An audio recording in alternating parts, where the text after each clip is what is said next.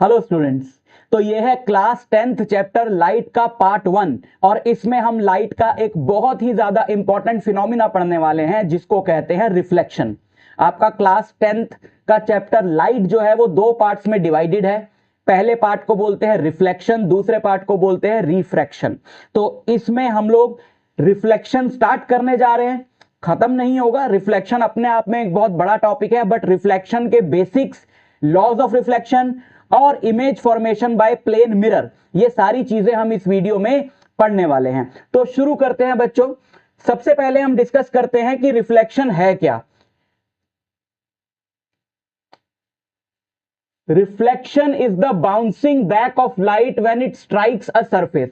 Light जब किसी surface को स्ट्राइक करती है तो वो बाउंस बैक करती है, और किसी भी डायरेक्शन में बाउंस बैक नहीं करती है। उसके बाउंस बैक करने के यानी सरफेस से टकराकर वापस आने के, उसी को बाउंस बैक कहते हैं। कुछ रूल्स होते हैं, उन्हीं रूल्स को हम पढ़ेंगे। तो जब लाइट एक सरफेस पे हिट करती है तो वो उस सरफेस से टकरा के वापस आती है। जैसे अगर आपके सामने ये दीवार है, आप इस दीवार पे एक बॉल फेंकोगे तो बॉल इस दीवार से टकराकर वापस आएगी। ऐसे ही यहां पे जितने भी लाइट सोर्सेज हैं, उन सब लाइट सोर्सेज की लाइट इन सरफेसिस पे टकरा रही है और टकरा के वापस आ रही है। इसी फिनोमिना को हम लोग क्या बोलते हैं?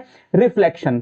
ठीक है, रिफ्लेक्शन का मेन यूज क्या है? रिफ्लेक्शन की वजह से ही आपको ऑब्जेक्ट्स दिखाई देते हैं, या आपके आसपास जितने भी ऑब्जेक्ट्स हैं ये रिफ्लेक्शन की वजह से आपको दिखाई देते हैं। जैसे मान लो यहां पे मेरे सामने एक चेयर पड़ी है और वो चेयर है ब्राउन कलर की, तो इस रूम में जो लाइट है वो सारी लाइट उस चेयर को हिट कर रही है और उस चेयर ने बाकी सारे कलर्स को एब्जॉर्ब कर लिया और ब्राउन कलर को रिफ्लेक्ट कर दिया। अब वो चेयर उस ब्राउन कलर की लाइट को रिफ्लेक्ट कर रही है, वो लाइट मेरी आईज पे आ रही है, तो इस वजह से मुझे वो चेयर ब्राउन दिखाई देती।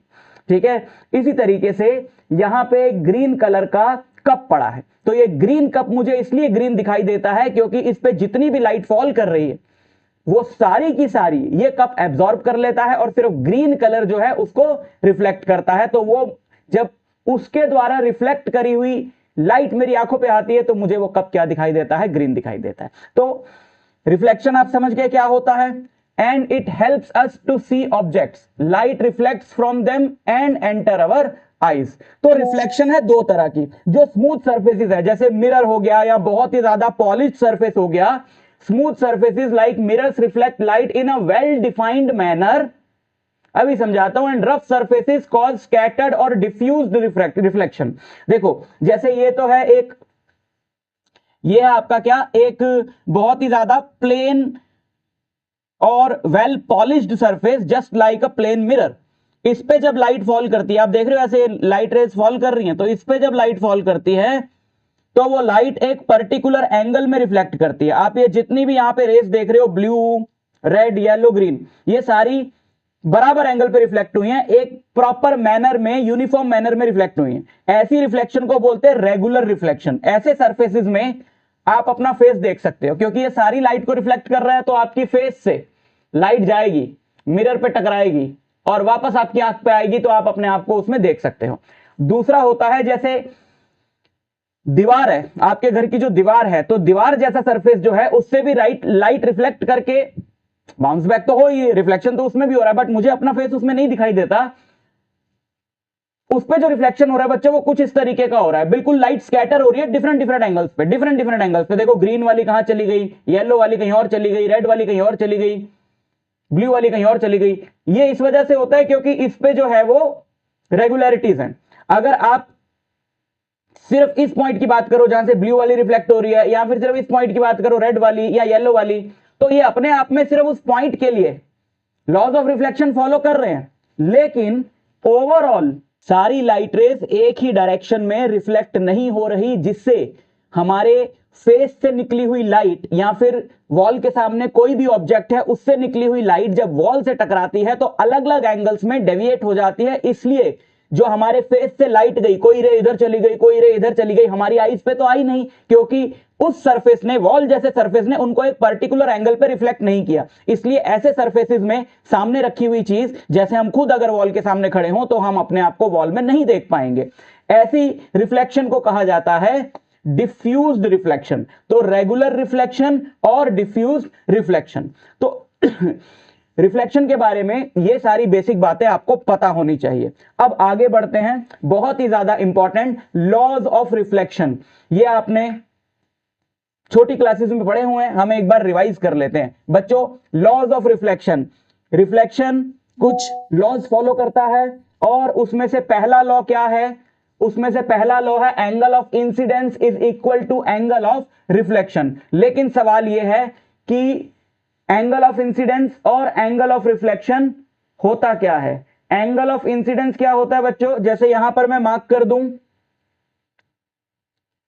ये लाइट रे आई है इस सरफेस पे, ये ऐसे रिफ्लेक्ट कर गई, तो जहां पर इस लाइट रे ने सरफेस को हिट किया वहां से आप क्या करो, एक परपेंडिकुलर ड्रॉ कर दो जिसको हम लोग कहते हैं नॉर्मल। परपेंडिकुलर को नॉर्मल भी कहा जाता है, यहां पे हमने नॉर्मल ड्रॉ कर दिया। तो एंगल ऑफ इंसिडेंस क्या होता है? एंगल ऑफ इंसिडेंस होता है जो इंसिडेंट रे, ये जो रे आई है ना इस पे फॉल करने, इसको बोलते हैं इंसिडेंट रे। तो जो इंसिडेंट रे नॉर्मल के साथ एंगल बनाती है उसको कहा जाता है एंगल ऑफ इंसिडेंस। और ये वाली रे को जो सरफेस से टकराने के बाद रिफ्लेक्ट होके जो लाइट रे जा रही है इसको बोला जाता है रिफ्लेक्टेड रे। रिफ्लेक्टेड रे, और ये रिफ्लेक्टेड रे जो एंगल बनाती है नॉर्मल के साथ, इसको डिनोट किया जाता है आर से, जिसको कहा जाता है एंगल ऑफ रिफ्लेक्शन।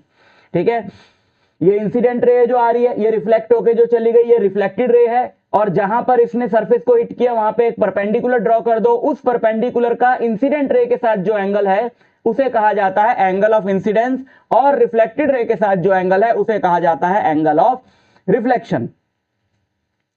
सो ये दोनों एंगल जो हैं बराबर होते हैं, ये हमारा पहला लॉ है। देखो लाइट की रिफ्लेक्शन को विजुअलाइज करना हो तो मैं आपको एक तरीका बताता हूं। आप सिर्फ ये सोचो कि अगर आप एक बॉल लो और आप उस बॉल को एक सरफेस पे फेंको, जैसे यहां से मैंने बॉल ली और उस सरफेस को एक एंगल पे फेंका, ऑब्वियसली वो बाउंस करके ऐसे जाएगी, है ना? तो लाइट भी बिल्कुल वैसे ही रिफ्लेक्ट होती है। अगर एक दूसरी बॉल ली और उसका पाथ भी इसके पैरेलल रखा तो ऑब्वियसली वो भी इसके पैरेलल जाएगी, क्योंकि सरफेस जो है वो बिल्कुल स्मूथ है। तो ये हो गई हमारी रेगुलर रिफ्लेक्शन। और अगर सोचो कि जो सरफेस है वो ऐसे टेढ़ा मेढ़ा होता, बहुत रफ होता, तो हमें नहीं पता कौन सी बॉल बाउंस करके किधर चली जाएगी। क्रिकेट में जब प्रैक्टिस कराते हैं तो ऐसा ही सरफेस यूज करते हैं ताकि जो सामने प्लेयर्स खड़े हैं कैचिंग प्रैक्टिस के लिए उन्हें पहले से ना पता हो कि बॉल का पाथ क्या रहने वाला है। तो ऐसा इररेगुलर सरफेस पे जब आप 4 बॉल्स ऐसे फेंकोगे तो कोई इधर जाएगी, कोई इधर जाएगी, कोई किसी और डायरेक्शन में जाएगी। तो ये हो गया आपका डिफ्यूज्ड रिफ्लेक्शन। ठीक है, समझ गए? तो angle of incidence angle of reflection के बराबर होता है। This is incident ray, this is reflected ray, and this is जो चल पड़ा साथ ही, इसको बोलते हैं नॉर्मल। ठीक है, नॉर्मल यानी के परपेंडिकुलर। ठीक, पहला लॉ आपको समझ में आ गया, angle I equal to angle R. This is the first law. अब दूसरा लॉ क्या है? Incident ray, reflected ray and normal to the surface all lie in the same plane. ये जो इंसिडेंट रे है, ये इंसिडेंट रे, रिफ्लेक्टेड रे और नॉर्मल तीनों सेम प्लेन में लाई करते हैं। इसका मतलब क्या है? ये लॉ रटा सबने होता है लेकिन मतलब नहीं पता होता। इसका मतलब ये है कि ये जो फ्लैट सरफेस है, जैसे बोर्ड का प्लेन हो गया, प्लेन मतलब एक फ्लैट सरफेस। ठीक है, तो incident ray, reflected ray and normal तीनों उसी फ्लैट सरफेस में लाई करते हैं। ऐसा भी हो सकता था जो कि नहीं है, ऐसा भी हो सकता था कि जैसे मान लो इंसिडेंट रे ऐसे और रिफ्लेक्टेड रे ऐसे बाहर निकल गई, या फिर नॉर्मल ऐसे बाहर की तरफ है, बट ऐसा नहीं है। अगर आप एक फ्लैट प्लेन बनाओ तो ये तीनों इंसिडेंट रे, रिफ्लेक्टेड रे और नॉर्मल तीनों उसी फ्लैट प्लेन में लाई करेंगे। समझ में आई बात? तो ये 2 लॉज हैं। इन 2 लॉज का बहुत ही ज्यादा आगे यूज होने वाला है।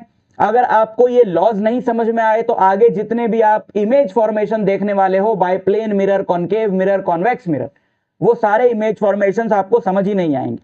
ठीक है, तो ये लॉज हैं। आगे बढ़ते हैं। Image formation by plane mirror. Plane mirror के सामने अगर आप एक ऑब्जेक्ट रख दो तो उसकी इमेज कहां बनेगी, उस इमेज की क्या कैरेक्टरिस्टिक्स होंगी, आओ देखते हैं। सबसे पहले ये प्लेन मिरर है।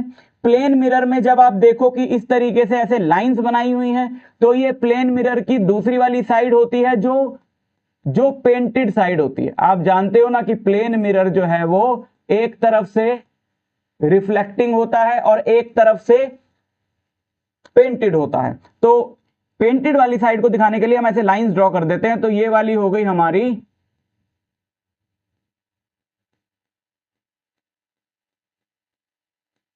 रिफ्लेक्शन वाला सरफेस की साइड, ठीक है, यहां से रिफ्लेक्शन होगी और ये वाली पेंटेड साइड है। अब देखो रटने वाला काम नहीं है, आपने लॉज ऑफ रिफ्लेक्शन समझ लिए। तो अब आपको कोई बोलता है कि आप एक प्लेन मिरर के लिए इमेज फॉर्मेशन दिखाओ या एक डायग्राम बनाओ कि जैसे इमेज फॉर्मेशन मतलब कि प्लेन मिरर के सामने एक ऑब्जेक्ट रखा है, तो डायग्राम से दिखाओ कि उस ऑब्जेक्ट की इमेज कहां बनेगी। अब आप सोचोगे कि यार ये डायग्राम तो मेरे को आता ही नहीं है, लेकिन रटना नहीं है, आपको लॉस समझ में आ गए। तो फंडा ये होता है कि आपने एक ऑब्जेक्ट रखना है मिरर के आगे, चाहे वो प्लेन मिरर हो, कॉनकेव मिरर के लिए हो, कॉन्वेक्स मिरर के लिए हो, सबके लिए ये ट्रू है। आपने एक ऑब्जेक्ट रखना है मिरर के आगे और फिर आपने उस ऑब्जेक्ट से दो रेज निकालनी है किसी भी डायरेक्शन में। वो दोनों रेज को मिरर से लॉज ऑफ रिफ्लेक्शन के अकॉर्डिंग रिफ्लेक्ट करवाना है और जहां पर रिफ्लेक्ट होने के बाद वो रेज मीट करेंगी वहां पर इमेज बनती है। अब इस ऑब्जेक्ट से दो रेज नहीं निकल रही हैं, इनफाइनाइट रेज निकल रही हैं, बट अगर सिर्फ दो ही रेज को देख ले कि ये दो रेज निकल के कहां मीट करेंगी तो हमें आइडिया लग जाएगा कि इमेज कहां बनेगी। सबसे पहले तो आप एक लाइन समझो जिसको बोला जाता है प्रिंसिपल एक्सिस। मिरर के परपेंडिकुलर आप एक लाइन ड्रॉ करो जो मिरर को दो इक्वल पार्ट्स में डिवाइड कर दे, इसे बोला जाता है प्रिंसिपल एक्सिस। ये एक रेफरेंस लाइन होती है जिसपे कि हम अपना ऑब्जेक्ट दिखाते हैं कि हमने ऑब्जेक्ट यहां रखा है और जो इमेज बनती है वो भी इसी पे बनती है। इससे हमारा डायग्राम इजी हो जाता है। तो इसका मैं नाम यहां पे लिख देता हूं, इस वाली लाइन को क्या बोलते हैं, प्रिंसिपल एक्सिस। प्रिंसिपल एक्सिस यानी मेन एक्सिस, ठीक है। अच्छा, अब हम शुरू करते हैं अपना रे डायग्राम। सबसे पहले एक रे आप निकालो, कहीं पर भी उसको रिफ्लेक्ट करो, जैसे एक रे निकल के यहां गई। और रे डायग्राम जब भी आप बनाओ तो रे का डायरेक्शन जरूर दिखाओ। रे का मतलब ही क्या होता है, बचपन से हम लोग पढ़ते आ रहे हैं कि रे का मतलब है जिसकी एक डायरेक्शन होती है और लाइट की एक डायरेक्शन है, इसलिए लाइट के पाथ को लाइट रे बोलते हैं। तो अगर आप वो डायरेक्शन नहीं दिखाओगे तो गलत हो जाएगा, ठीक है। तो आप डायरेक्शन जरूर दिखाओ। तो ये रे ऐसे आई और फिर उसके बाद इस तरीके से ये रे रिफ्लेक्ट होगी। इस तरीके से क्यों रिफ्लेक्ट होगी, बिकॉज ये है इसका एंगल ऑफ इंसिडेंस, है ना, यही हुआ ना एंगल ऑफ इंसिडेंस। क्योंकि इस वक्त नॉर्मल का रोल कौन प्ले कर रहा है, नॉर्मल का रोल प्ले कर रहा है ये प्रिंसिपल एक्सिस, ठीक है। और जितना आई उतने ही आर पे अंदाजे से हमने बना दिया, क्योंकि एग्जैक्ट तो अभी मेजर करने की हमारे पास नहीं है टेक्निक, तो हमने अंदाजे से बना दिया कि आई इक्वल टू आर। तो ये पहली रे हमको मिल गई ऐसे, ठीक है। अब सेकंड रे जो है वो कहां से बनाओगे, कहीं से भी बना लो। मान लो एक रे ऐसे जा रही है, ऐसे स्ट्रेट। अब ये जो स्ट्रेट रे जा रही है इसका एंगल ऑफ इंसिडेंस क्या हुआ, 0 डिग्री। क्योंकि एंगल ऑफ इंसिडेंस के लिए आप क्या करोगे कि आप सरफेस पे एक परपेंडिकुलर ड्रॉ करोगे। अब ये परपेंडिकुलर भी ऐसे ही है और ये रे भी ऐसे ही है, तो दोनों के बीच में एंगल कितना हुआ, 0 डिग्री। और अगर एंगल ऑफ इंसिडेंस 0 डिग्री है तो एंगल ऑफ रिफ्लेक्शन भी क्या होना चाहिए, 0 degree. Angle of reflection 0 degree तभी होगा जब ये रे एज इट इज वापस अपना पाथ रिट्रेस कर ले, ठीक है। तो जब ये अपना पाथ रिट्रेस करेगी तो इधर से ऐसे आगे जाती हुई दिखाई देगी। अब हमने क्या बोला, हमने बोला कि ये दोनों रेज मिरर से रिफ्लेक्ट होने के बाद जहां मीट करेंगी वहां इमेज बनेगी। बट ये क्या इस तरफ कभी मीट करेंगी, ये तो दूर दूर जा रही हैं, ये तो डाइवर्ज हो रही हैं, ये इधर कभी मीट नहीं करेंगी। तो अगर मिरर से रिफ्लेक्ट होने के बाद रेज मीट कर जाएं बहुत बढ़िया है, ना मीट करें तो हम उनको एक्सटेंड करते हैं आगे की तरफ, ठीक है। इसको मैं डॉटेड लाइन से बना देता हूं क्योंकि एक्चुअल रेज नहीं है। इसको मैंने डॉटेड लाइन से सिर्फ इसलिए बनाया था ताकि आपको कंफ्यूजन ना हो। वैसे ये एक्चुअल रे है, ठीक है ना, ये एक्चुअल रे है जो रिफ्लेक्ट होके ऐसे वापस आई, ठीक है। लेकिन ये वाली एक्चुअल रेज नहीं है, ये रेफरेंस लाइंस है, तो हमने इनको डॉटेड लाइन से बना दिया, ठीक है, ये ऐसे, ठीक। अब ये जहां मीट करती हुई अपीयर होंगी, जहां मीट करती हुई अपीयर होंगी, ये यहां मीट नहीं कर रही, ध्यान रखना, ये यहां मीट करती हुई दिखाई देती हैं, तो वहां पे हमें इमेज दिखाई देगी। इसका मतलब है हमें ये इमेज बिहाइंड द मिरर दिखाई देगी। और एक चीज ध्यान रखना, क्योंकि हमने ये आई और आर अंदाजे से बनाए थे, इसलिए इमेज ऑब्जेक्ट थोड़ा दूर है, इमेज थोड़ी पास है, तो प्लेन मिरर के लिए ऑब्जेक्ट और इमेज का जो डिस्टेंस होता है वो सेम होता है। तो थोड़ी सी एडजस्टमेंट इसमें हम लोग कर देते हैं।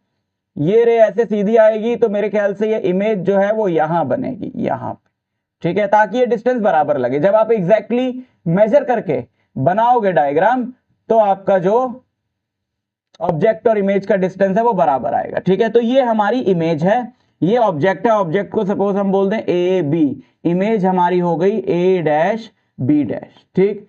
अब ये बिल्कुल वही हो रहा है ना, जब आप प्लेन मिरर के सामने खड़े हो, तो आप जब प्लेन मिरर के सामने खड़े होते हो तो आपको प्लेन मिरर के अंदर अपनी इमेज दिखाई देती है, और जितना आपका साइज है उसी साइज की दिखाई देती है, और आप जितने मिरर से दूर हो इमेज भी मिरर के अंदर उतनी ही दिखाई देती है।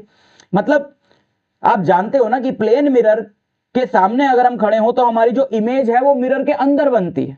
तो वो मिरर के अंदर जो बनने की एक्सप्लेनेशन है कि वो मिरर के अंदर कैसे दिखाई दे रही है, क्यों बनती है, वो एक्सप्लेनेशन यही है, क्योंकि प्लेन मिरर से रिफ्लेक्ट होकर जो लाइट रेज आ रही है वो तो दूर दूर जाएंगी, तो हम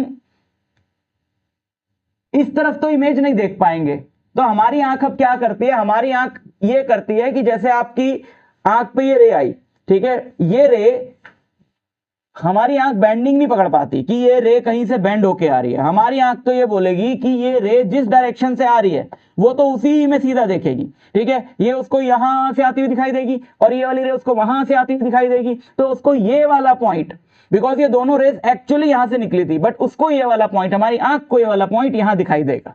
इसी तरीके से इसी ऑब्जेक्ट का बाकी पार्ट पे भी आप यही टेक्निक लगाओ तो बाकी पार्ट यहां दिखाई देगा। तो एज इट इज ये पूरा ऑब्जेक्ट मिरर में उतनी ही दूरी पे दिखाई देता है। So this is the ray diagram for plane mirror, ठीक है। आप फिर बता रहा हूं कि आप इस बात का ध्यान रखना, थोड़ा एग्जैक्ट यहां पे डायग्राम में जब ये बनाओगे आप आई और आर बराबर रखोगे तो जितना ये डिस्टेंस है उतना ही ये डिस्टेंस भी आएगा, क्योंकि हम जितने दूर होते हैं मिरर से हमारी इमेज भी मिरर में उतनी ही दिखाई देती है, उतनी दूर ही दिखाई देती, ठीक है। तो कैरेक्टरिस्टिक्स ऑफ इमेज, ये कैरेक्टरिस्टिक्स याद कर लो। याद क्या कर रहे हैं यार, वैसे भी फिजिक्स में कुछ याद करने का होता भी नहीं है, सब common sense. Characteristics of image, पहला कैरेक्टरिस्टिक इमेज का, image same size as that of object, ठीक है। नंबर 2, इमेज का साइज देखो वही है ना जो ऑब्जेक्ट का साइज है ना। Number 2, same distance from the mirror, same distance from the mirror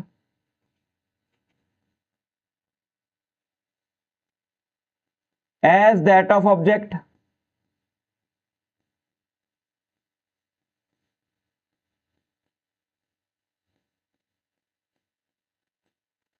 number 3,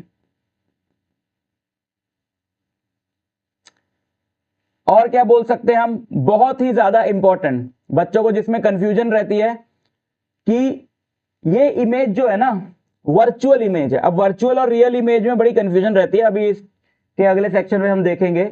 image is virtual, मैं बता देता हूं, इमेज इज वर्चुअल, ये पार्ट दिख नहीं रहा होगा आपको है ना, अब दिखाई दे रहा होगा।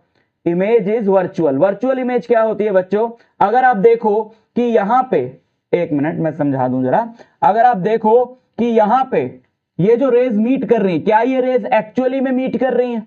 क्या ये रेज यहां पे एक्चुअली में मीट कर रही हैं? नहीं, ये रेज एक्चुअली में मीट नहीं कर रही हैं। इन रेज को हमने एक्सटेंड किया है तो मीट करती हुई दिखाई देती हैं। तो जहां पर रेज एक्चुअली में मीट नहीं करती, they just appear to meet, ऐसी जगह पे जो इमेज बनती है उसको बोलते हैं वर्चुअल इमेज। जैसे हमारी इमेज जो मिरर के अंदर दिखाई दे रही है वो वर्चुअल इमेज। अगर रेज इस मिरर से रिफ्लेक्ट होने के बाद एक्चुअली में यहां कहीं मीट करती तो वहां जो इमेज बनती उसे बोलते हैं रियल इमेज। ये इमेज अगर इधर बनेगी तो वहां पे हमें कोई वॉल, कोई पर्दा चाहिए जहां पर हम उस इमेज को ऑब्टेन कर सकें, जहां पे देख सकें, और उस वॉल या पर्दे को स्क्रीन बोला जाता है फिजिक्स की लैंग्वेज में। तो यहां पे स्क्रीन रखने की जरूरत नहीं है, क्योंकि रख ही नहीं सकते, क्योंकि इमेज बन रही है बिहाइंड द मिरर, और बिहाइंड द मिरर आप अंदर घुस के मिरर में थोड़ी ना स्क्रीन रखोगे। So this is virtual image where rays appear to meet, they do not actually meet, right. So image is virtual, and virtual image के साथ आप एक और चीज लगाओ, image is virtual and erect. Image is virtual and erect, सीधी, erect मतलब सीधी, रियल इमेज बनती है उल्टी। And very important, image is laterally inverted. Laterally inverted का मतलब है जैसे आपको मिरर में दिखाई देता है, प्लेन मिरर में लेफ्ट का राइट दिखाई देता है और राइट का लेफ्ट दिखाई देता है, तो इमेज जो है वो लेटरली इन्वर्टेड है। तो ये डायग्राम प्रिपेयर कर लो, बहुत इंपॉर्टेंट डायग्राम है, प्लेन मिरर का रे डायग्राम और इमेज की कैरेक्टरिस्टिक्स आपको पता होनी चाहिए। अब आगे बढ़ते हैं, रियल और वर्चुअल इमेज में हम डिफरेंस देखते हैं। रियल और वर्चुअल इमेज का डिफरेंस बहुत इंपॉर्टेंट है। यहां पे तो हमने एक पॉइंट डिस्कस किया था कि जहां पर रेस मीट करती हुई दिखाई दें, एक्चुअली मीट ना करे, वहां वर्चुअल इमेज बनती है, जहां एक्चुअली मीट करे वहां रियल इमेज बनती है। लेकिन बाकी के डिफरेंसेस तो कम से कम 4 डिफरेंस आपको पता होने चाहिए, एग्जाम में पूछ सकते हैं। पहला difference, real image is formed when light rays actually meet after reflection और रिफ्रैक्शन। रिफ्रैक्शन की भी बात नहीं हो रही, रिफ्लेक्शन ही आप बोल सकते हो। Formed where light rays appear to meet but do not actually meet. तो ये पहला पॉइंट हम डिस्कस कर चुके हैं। Real image can be obtained on a screen, obviously क्योंकि वो मिरर के बाहर मीट कर रही है तो वहां पे आप स्क्रीन रख सकते हो। These raise can not be obtained on a screen, mirror के अंदर घुस के स्क्रीन कहां रखोगे। रियल इमेज इज इन्वर्टेड और virtual image is erect. Example, image formed on a cinema screen. Film देखने जाते हो तो सामने जो वॉल लगी है उस पे बन रही है ना वो इमेज, जो पीछे प्रोजेक्टर से आ रही है, तो ऑब्वियसली वो रियल इमेज है अगर स्क्रीन पे बन रही है, ठीक है। और image formed by a plane mirror और कॉन्वेक्स मिरर, और कॉनकेव मिरर भी हम यहां पे लिख सकते हैं, क्योंकि कॉनकेव मिरर भी 6 में से एक केस में तो वर्चुअल इमेज बनाता है, ठीक। तो प्लेन मिरर के बारे में ये सारी चीजें, रिफ्लेक्शन का इंट्रोडक्शन भी हो गया, प्लेन मिरर की बात भी हो गई, ये सारी चीजें बड़ी इंपॉर्टेंट है। और प्लेन मिरर के यूजेस बहुत ही ज्यादा इजी हैं, जो कि तो वो एग्जाम में ऑब्वियसली नहीं पूछे जाते, कॉनकेव और कॉन्वेक्स मिरर के पूछे जाते हैं। तो प्लेन मिरर के यूजेस कर लेना, पेरिस्कोप्स में यूज होता है, घरों में यूज होता है, ठीक है। ये सब प्लेन मिरर के यूजेस हैं। और अगले लेक्चर में हम लोग सबसे इंपॉर्टेंट टॉपिक स्टार्ट करेंगे रिफ्लेक्शन का, जो कि है कॉनकेव और कॉन्वेक्स मिरर यानी स्फेरिकल मिरर। तो आपसे मिलूंगा उस लेक्चर में। बट लेक्चर के नोट्स के लिए और स्टडी मटेरियल के लिए आपको दिख ही रहा होगा नीचे Mandeep education academy Telegram channel, उसको ज्वाइन कर लो, लिंक डिस्क्रिप्शन में दिया हुआ है, वहां पे आपको सारा स्टडी मटेरियल मिल जाएगा। तो मिलता हूं आपसे नेक्स्ट लेक्चर।